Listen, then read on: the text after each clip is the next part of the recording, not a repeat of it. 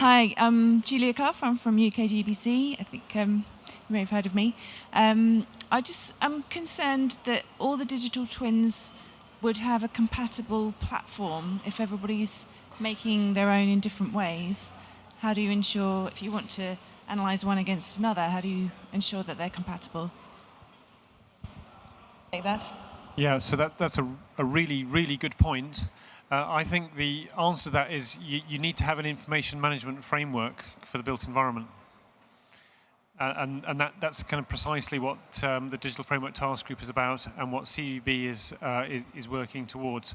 But you know, your point is absolutely right. There's a real danger that everyone goes off and does their own data model in their own way, and then when they try and get the twins to talk to each other, they can't talk because they're in a different language.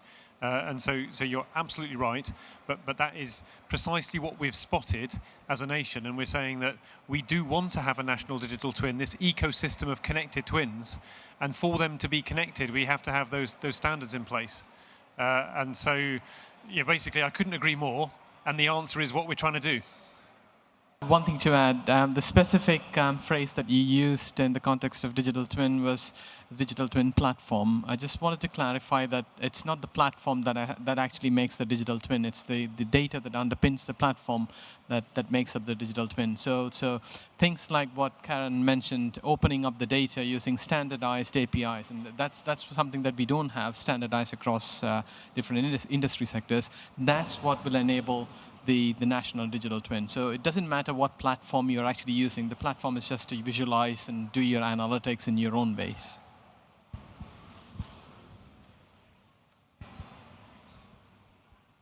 Thank you. Andrew Frederick. I'm an ex-town planner. Mine is a practical question, really, and I hope the question can be answered. It's relevant to this seminar, which is the logistics of the internet. And this is something that goes across all types of government and industry within the country. Have you considered, well, it goes without saying you need a reliable and robust internet in place to provide what your vision is. I mean, where does your thinking fit in with that, and how do you have you interacted with government and the providers to do so? So let me see if I understand your question. So your question is whether we've looked at the robustness of the internet and be able to underpin the digital twins. Correct. I'm happy to take that. So we are talking with government, various different departments, including DCMS. So they're responsible for the nation's digital strategy. We're also working with groups that are working out how best to share data. Is it an internet? Is it 5G? What technical mechanism is there? So that is not part of our remit per se, but it is something that we're discussing when we have our discussions with government departments. And is there? I mean, maybe you can't.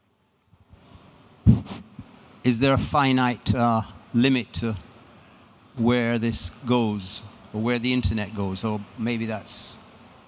I think that's something that's certainly beyond my imagination. I don't know whether any of the panel has something they'd like to add. No, but have your discussions, do they in principle seem like it's feasible for yourselves to be able to expand this huge project? We certainly have had very positive discussions with government. They're very keen to move forward, and they're certainly not voicing that they think that the internet is going to be something that will hold it back. Sure, I put it like that. Thank you. Do you see any connections with the blockchain and the digital twin? Or is that too early to say? Mark, in his roadmap, had a line that said enabling technologies, and there are lots of discussions that are going around blockchain and what it can do and what it can't do. The ability of, I wouldn't say blockchain in particular, but distributed ledger technologies as a way to share data securely and so on. I wouldn't comment on whether blockchain or distributed ledger technology is a solution, but it's one of those enabling technologies that are being explored. Yeah, so I'd agree. And I think there are a lot of technologies which either already exist or are coming our way, and maybe even some technologies that we don't even know about, all of which will contribute to what we're talking about. And I think one of the reasons for that is that technology is a key enabler. It's not the thing itself. What we're talking about doing is really extracting value from that value chain I described, going from data through decisions to outcomes. And that value chain remains irrespective of which technology you happen to overlay on it. And so I think that the blockchain will have a great place to play. I couldn't precisely pinpoint where it is. We already think that there's something to do with rewarding microtransactions, which will be really useful about blockchain, where you can see that somebody has done something to the information, pushed it up the value chain a little bit, and that small bit of a value add in the information value chain can then be rewarded via a kind of blockchain type of approach. So blockchain as a technology or distributed ledger technology, I'm sure will have a place, but so will all sorts of other stuff. I don't think, though, we should focus on the technology, because the technology will just keep coming. What I think we should focus on is extracting the value from the information that lies behind the technology. You want to talk about REA using blockchain at the moment, or is that something? We're not at the moment, and I think again I can see a place for it, and that there have been some discussions about whether that will be part of the future. I think it's we do need to first off really understand the benefits it will bring and the information that we need to exchange via those mechanisms. And I think, as I hope it showed, actually really understanding what you're doing and how you're doing it needs to be uncovered first.